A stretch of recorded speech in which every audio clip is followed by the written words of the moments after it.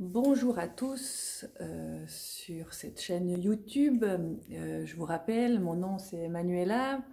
Je suis thérapeute, spécialiste des relations avec la famille, relations tout court. Et aujourd'hui, j'aimerais vous parler spécifiquement du lien. Et ça peut peut-être aussi aider d'autres thérapeutes, puisque en principe, on met des liens à tout. Et l'idée générale, euh, pour, euh, on va dire pour aller bien, c'est de s'occuper des liens, mais aussi pouvoir se détacher des liens, même avec un partenaire avec lequel on aime vivre, même avec des amis qui sont différents de nous, etc. C'est la nature de la relation dépend de la nature du lien et ce que vous y mettez comme énergie. Mais il faut d'abord peut-être rassembler toutes les idées, tous les possibles autour du lien. Alors moi, ce que j'ai découvert ces dernières années et comment en fait je perçois le lien, pour moi, donc le lien, c'est ce qui unit déjà deux personnes ou plusieurs personnes. Regardons déjà au niveau de la relation deux. Euh, donc le lien, quelque part, c'est ce qui nous met en évidence l'amour que je porte à l'autre et aussi l'amour que je me porte à moi. Alors, je pourrais encore faire une théorie sur le triangle de Karpman, n'est-ce pas, où les liens, ils sont, on va dire, un peu toxiques, s'il y a trop de dépendance, etc. Bon, ça, maintenant, je crois que vous connaissez. Là, je vous parle du lien en général, où, on va dire, on est tous normaux, névrosés autour du lien. Alors, qu'est-ce qui se passe avec ce lien? Ce qui est intéressant, c'est de savoir que quand on tisse un lien avec quelqu'un, qu'est-ce qui arrive d'une manière automatique? C'est la culpabilité. Et la culpabilité, elle arrive quand? Eh bien, quand on se détache du lien, ou quand on décide d'arrêter une relation, quand on décide de s'éloigner, etc. Ça peut être avec des liens très amicaux, hein, ça peut être avec les liens, comme je viens de dire, amoureux, partenaires, mariage, etc. Même avec nos enfants. Enfin, l'idée, c'est vraiment que ça donne une notion de l'amour que je porte à l'autre. Alors ça, c'est le côté positif pour moi. Maintenant, cette culpabilité qui arrive au moment de la séparation, quelque part, elle est aussi normale, elle est vue par les anthropologues comme quelque chose de très atavique, donc qui vient vraiment, c'est de génération en génération, c'est quelque chose qui n'est pas coupé, c'est, on va dire, un sentiment qui existe depuis la nuit des temps, depuis la nuit où l'homme, l'être humain, on va dire, a décidé du clan protecteur. Alors là, ici, en 2020, on est par rapport au clan de la famille, au clan qu'on tisse de plus en plus grand pour que on soit dans nos relations plus que dans la famille, mais dans le clan des amis, etc. Donc c'est une affaire clanique, cette histoire-là. Euh, Parce qu'à une certaine époque, peut-être ça monte, j'en sais rien, bon, à l'époque des cavernes, ou je ne sais pas, mais en tout cas à un moment donné où on vivait avec la notion du clan protecteur, c'est-à-dire que si je sortais du clan, eh bien je risquais ma vie et je risquais la vie du clan. Hein, imaginez-vous, vous êtes dans un groupuscule d'êtres humains, donc c'est un clan, et en fait, toute l'énergie est axée sur le clan. Donc, quelque part, s'il m'arrive quelque chose, il arrive quelque chose au clan. C'est quand même assez compréhensible que cette énergie de culpabilité, en fait, elle est pour faire en sorte que le clan ne risque rien. Et ça, c'est encore à développer. Peut-être que j'aurai le temps de vous le faire tout à l'heure, mais juste pour vous donner cet indice. Donc, c'est clair qu'on va souffrir de culpabilité, la culpabilité qui est ici le gardien du lien. Ce gardien du lien, alors, il peut éviter, évidemment, de nous séparer. C'est pour ne pas séparer. Voilà. Maintenant, comme on a travaillé, on a œuvré, disons, toutes ces dernières décennies à s'individualiser, euh, ce qui n'est pas non plus hyper positif, l'individualité, parce que c'est très égocentrique, mais en même temps peut-être nécessaire à comprendre qui on est. Moi, je travaille sur cette histoire du lien avec l'individuation, qui pour moi est beaucoup plus intéressante. C'est en fait Jung, en tout cas Jung, peut-être qu'il y en a eu avant, mais j'ai pas l'impression, Jung qui a vraiment commencé à œuvrer ouais, en se rendant compte que l'individuation, ce n'est pas l'individualité, c'est vraiment autre chose. L'individuation, c'est vraiment quand on s'occupe de notre clan, mais on s'occupe de notre individuation, c'est-à-dire de la reconnaissance de qui on est par rapport à la famille.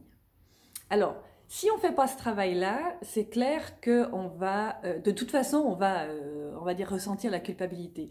Mais si on ne fait pas ce travail d'individuation devant le père, la mère, c'est quelque chose d'important. C'est ce que je vous disais dans une autre vidéo, quitte ton père et ta mère pour ta nouvelle terre. Ça signifie simplement que chaque naissance donne naissance à un être nouveau. Donc, mesdames et messieurs, quand vous avez un petit bébé, évidemment, votre devoir, c'est de le faire grandir jusqu'à ce qu'il soit autonome, et c'est de lui permettre son individuation, c'est-à-dire lui permettre d'être un être nouveau par rapport à vous. Et c'est ce qu'on voit dans certaines relations où, finalement, c'est difficile dans les familles, c'est difficile dans nos clans, parce que quelque part, l'autre me doit quelque chose tout le temps. Et quand on a un enfant, finalement, on ne doit rien à ses parents, si ce n'est la vie, c'est déjà pas mal. Mais vous savez, cet échange du donner et recevoir, finalement, il est perçu différemment. Quand on est des adultes, il y a toujours ce donner-recevoir, mais basiquement, par exemple, quand vous allez à la rencontre d'un ami qui vous offre, je ne sais pas, un bon repas, vous allez lui offrir des fleurs, etc. C'est déjà basiquement un instinct de le faire de cette manière. Maintenant, si on regarde par rapport à « je t'ai donné la vie parce que tu es mon enfant », l'enfant ne pourra pas rendre à ses parents ce que les parents lui ont offert, c'est-à-dire cette vie, n'est-ce pas? Il y a beaucoup de parents qui désirent une reconnaissance de leurs enfants. Et j'ai beaucoup entendu en thérapie des gens qui disaient « mais je t'ai tout donné et voilà comment tu me reçois », etc. Ce qui engendre une culpabilité à l'enfant, même si dans son adolescence, c'est pas toujours évident justement, puisque l'ado voudra choisir, on va dire, se choisir lui dans son individualité, tout en s'individuant. Donc c'est pour ça qu'il va commencer à vous décevoir, et tant mieux qu'il vous déçoive, et tant mieux que vous le déceviez. C'est ce qui permet l'individuation. Donc cette individuation, elle est très importante. Elle va permettre à chaque être humain de trouver son chemin, son propre chemin, sa propre essence, sa propre originalité et son moi supérieur. Je dirais même le soi. Au-delà de ça, on est maintenu par des liens qui nous rendent coupables d'être nous-mêmes si on ne ressemble pas au clan. Et c'est très dangereux. Et ça, c'est très vieux, finalement. Donc, Jung avait déjà commencé ce travail-là. Moi qui ai beaucoup lu Jung, j'ai trouvé ça hyper intéressant en allant voir des chamans, comment ils travaillaient, en allant voir d'autres personnes, d'autres thérapeutes, comment ils travaillaient les liens. Au fil du temps, je me suis aperçue que effectivement, cette individuation, c'est vraiment important d'en faire la différence. Elle est importante, et Abraham en parlait depuis, enfin ça fait des millénaires qu'on en parle, mais qu'on ne savait pas décoder l'affaire.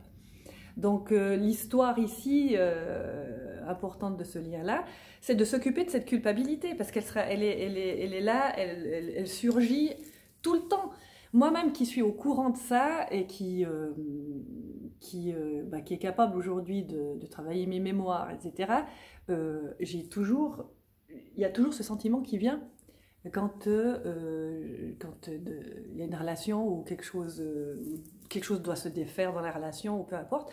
Mais c'est un cadeau parce qu'encore une fois, c'est une image amoureuse, parce que quelque part, l'individuation, elle permet de retrouver le « un », l'unité de la personne, pour servir tous, au service de tous, on va dire ça comme ça.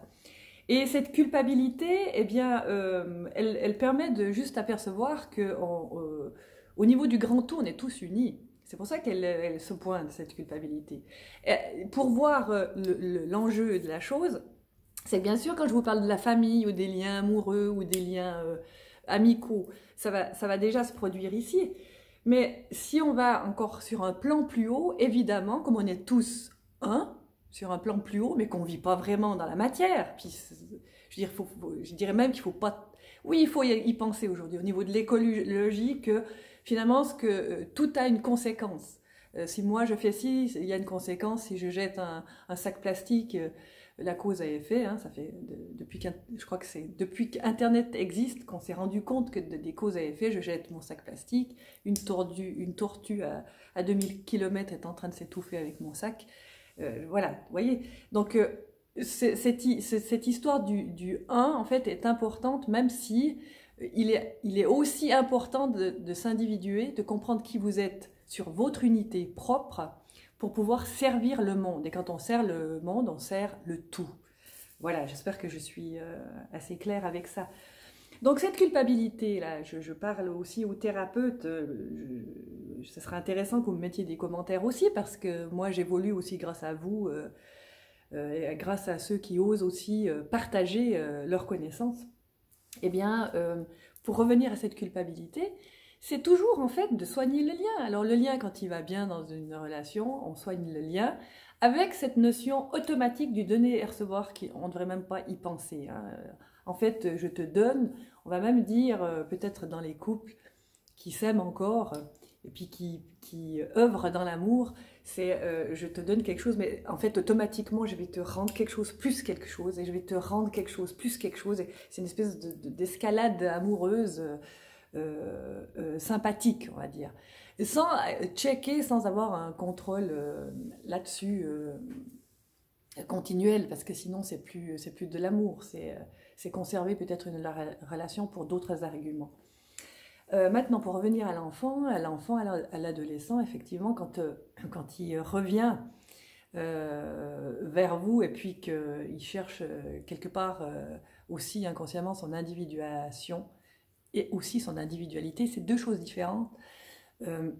Son individuation pour justement se reconnaître son un, et puis pouvoir effectivement, en reconnaissant son un, revenir à vous après, avec une maturité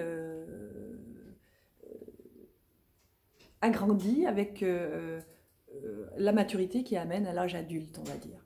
Et qu'est-ce que ça amène aussi? Ça amène sa propre autorité quelque part sur lui. Alors évidemment, comme il est encore dépendant des parents, ça fait des couacs. Et puis comme il n'est pas vraiment expérimenté, qui commence ses expériences, eh bien on a envie de gardienner en tant qu'adulte. Alors c'est pas mauvais, évidemment, faites ça. Mais n'oubliez pas qu'il y aura... c'est ce qui se passe en fait, la plupart du temps, c'est que nos enfants ont besoin de nous décevoir. Et on a besoin de décevoir un petit peu nos parents pour qu'ils puissent se retrouver eux, et puis savoir que l'être humain, il a aussi une altérité par rapport à l'autre, et que c'est juste, n'est-ce pas? Et cette altérité, donc cette différence, elle est bienvenue, puisque sur le plan humain, eh ben, il est quand même intéressant de trouver sa part la plus élevée, dont j'ai déjà parlé dans d'autres vidéos. Voilà. La culpabilité, comment s'en dessaisir? Eh bien, vous ne pourrez pas facilement. En fait, pour moi, les liens, oui, des fois, je coupe les liens. Mais je dirais que d'abord, en tout cas avec la famille, il ne s'agit pas de couper. Pour moi, c'est plus intéressant, on va dire, de délier ou de rendre l'élastique moins tendu.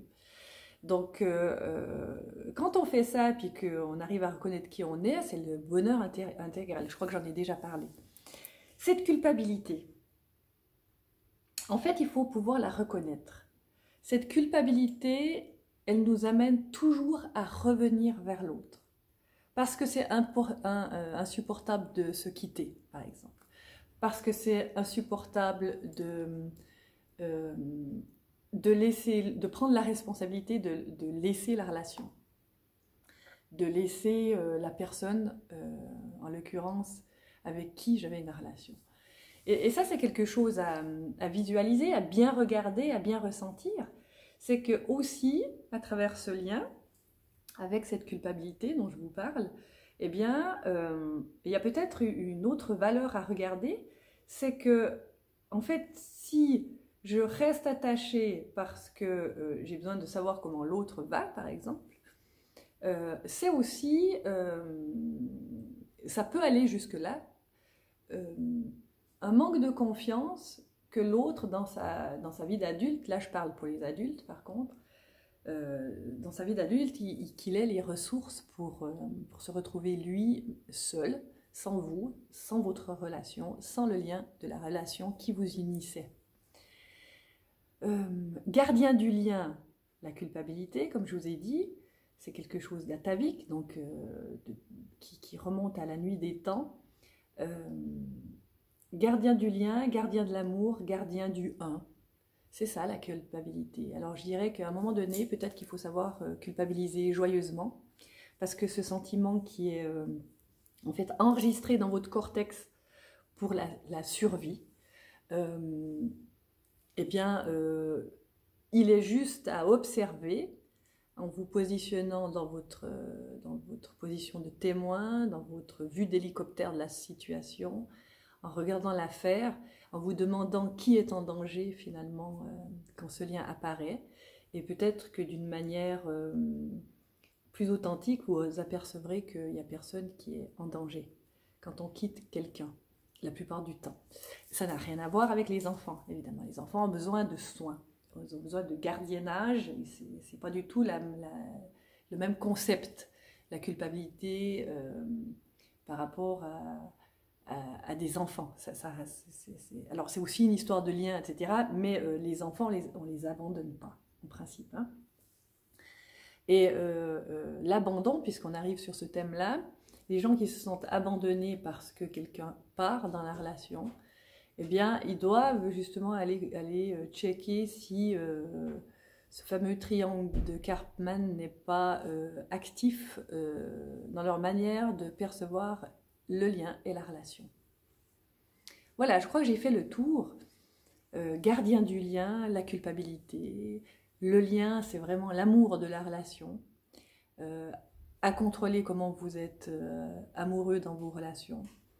Il y a tout type d'amour, hein, intense comme pas, etc. Et je dirais, pour terminer, eh bien, peut-être culpabiliser joyeusement. Culpabiliser joyeusement parce que vous avez le droit, quand vous le sentez, que peut-être une relation n'est plus possible ou que vous avez évolué et puis que c'est plus possible de la continuer. Et puis on peut simplifier aussi la relation en mettant pas toutes nos attentes qui peuvent aussi être un problème, à regarder de près avec la position de témoin pour voir qu'est-ce que j'attends d'une relation aussi. Hein, ça c'est une relation, c'est bien quand elle est légère et profonde en même temps. C'est-à-dire qu'elle apporte quelque chose de nourrissant, c'est sûr, mais que si la relation s'arrête, on n'en meurt pas. C'est ça, on n'en meurt pas, on a été nourri quelque temps peut-être, mais on n'en meurt pas. Et évidemment, dans les deux sens, puisque le relationnel c'est dans les deux sens, quand on est deux, eh bien ça nourrit deux personnes. Et en quittant une relation, justement, on peut dire merci. Et on passe à autre chose.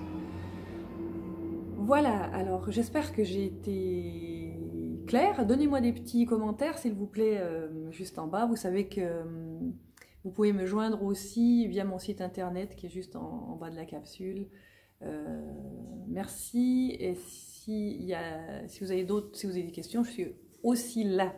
Voilà, je vous rappelle aussi que bientôt il y a un livre qui va sortir sur la thématique de comment moi j'ai évolué dans ma vie, comment j'ai travaillé, j'ai œuvré pour me décoincer de on va dire de mes mémoires d'enfance, du transgénérationnel, etc. Et à la fin du livre, il y aura justement un petit canevas qui est une explication alchimique aussi de comment procéder pour quelle est la nature justement du process pour revenir justement au service de tous, comme je fais aujourd'hui à travers cette vidéo. Voilà, alors je vous laisse, là ça fait 19 minutes, je vous laisse, j'espère que vous allez bien. Continuez de profiter de ce beau printemps et je vous revois tout bientôt. Au revoir.